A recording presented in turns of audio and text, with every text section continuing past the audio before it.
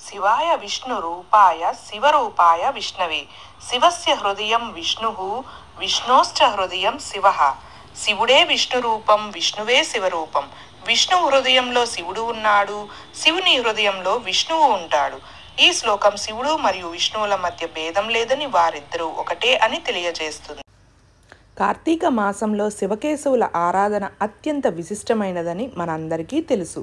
ఈ మాసంలో చేసే పూజ, దానం, జపం, స్నానం వంటి వాటికి అధిక ప్రాధాన్యత ఉంటుంది. కార్తీక మాసంలో చాలామంది ఉసిరి చెట్టు కింద దీపం వెలిగిస్తారు. అలాగే ఉసిరి దీపం పెట్టడం, చెట్టు కింద దీపం వెలిగించి పూజ చేయడం వల్ల విశేషమైన ఫలితాలు ఉంటాయని మనందరికీ తెలుసు.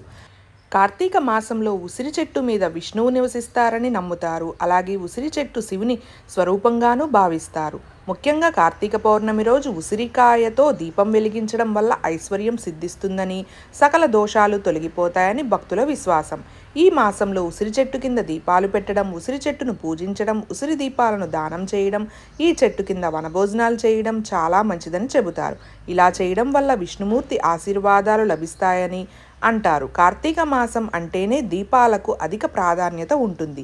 నిత్యం దీపారాధన చేసి దీపాలను కోనేటిలో లేదా నీటిలో వదులుతారు.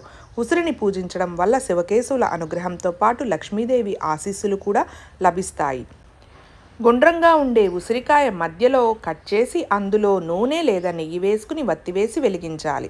ఇలా ఉసిరి దీపం వెలిగిస్తే సకల దేవతల ఆశీర్వాదాలు లభిస్తాయి, నవగ్రహ దోషాలు తొలగిపోతాయి. కార్తీక పౌర్ణమి రోజునే కాకుండా కార్తీక మాసం ప్రతిరోజు, అలాగే విశేషమైన రోజుల్లో దీన్ని వెలిగించినట్లయితే విశేషమైన ఫలితం కూడా లభిస్తుంది. ఓం నమ శివాయ. ఓం నమో నారాయణాయ నమః. ఓం నమో భగవతే వాసుదేవాయ. గోవింద గోవింద. జై శ్రీకృష్ణ. శ్రీమాత్రే నమః.